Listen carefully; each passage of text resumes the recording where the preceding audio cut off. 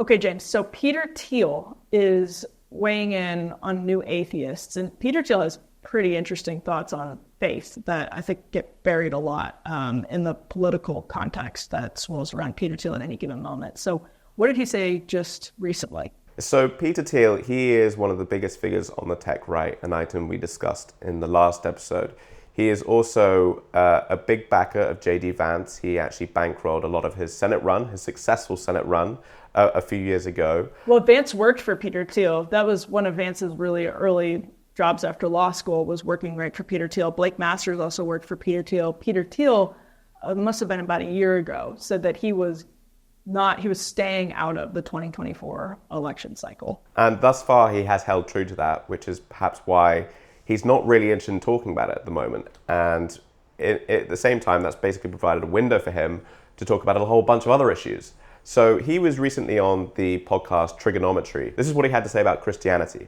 Now, just before we play the clip, it should be noted that Thiel is himself a God-believing Christian. So this is a really interesting comment. Christianity, the main religion of the Western world, it always takes the side of the victim. It is like some kind of deformation or intensification. And maybe you should think of wokeness as ultra-Christianity or hyper-Christianity. He's saying that wokeness is a version of hyper-Christianity. Christianity, of course, favors the victim, and wokeness has essentially inherited that from Christianity. But the more interesting thing comes slightly later, and here's what he had to say about the New Atheist movement. But if I had to steelman New Atheism circa 2005, I think it was a very politically correct way to be anti-Muslim. It's interesting to see what's been going on with New Atheism. He argues that this is a politically correct way to be anti-Muslim, and in some ways that was also confirmed by Ayaan Hirsi Ali in her recent conversation with Richard Dawkins, where she implicitly agreed, and she actually said she regretted her role in the New Atheist movement because it was seen as too anti-Christian and it lumped all these religions together. Yeah, I was really moved by that conversation with Ayaan and Richard Dawkins, and actually went back and started watching old Dawkins clips and in debates with like Mehdi Hasan and others who were challenging atheists really staunchly. And you go back and it's very interesting to hear what they say now, because it's easy to forget exactly how bitter and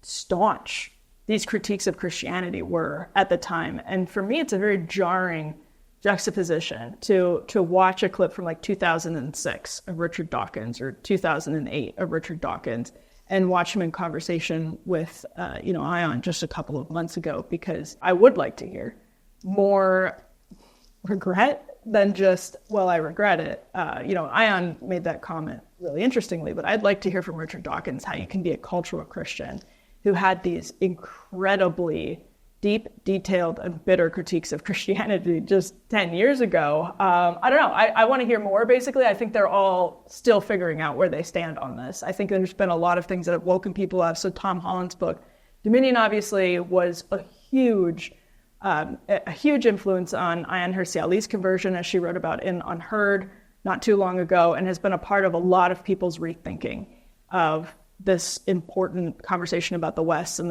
the inheritance of the West. And the only other thing I'll add to this is Holland himself has been criticized for almost echoing the Nietzschean argument about Christianity that Peter Thiel was making.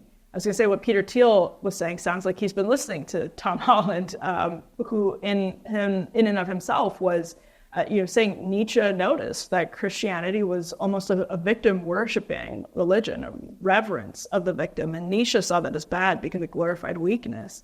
And Peter Thiel, people think of him as a Nietzschean robber baron, a Randian, like Ayn Randian caricature ripped straight out of, Atlas Shrugged. So this is just, I don't know. I'm really glad that you brought this up and played those clips, because I feel like this is really big.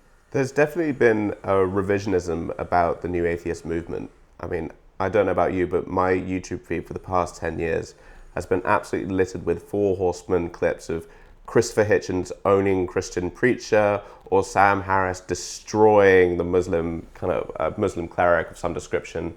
And it's really interesting to see how much those clips have evolved, or the tone of some of these characters has evolved. Now, When you have people like biologists, like Richard Dawkins, softening their attitude to such an extent that they're willing to declare themselves a cultural Christian, there's really been a sea change in that whole movement, and they're clearly not feeling as confident as they once were. Head over to undercurrents.tv for a lot more.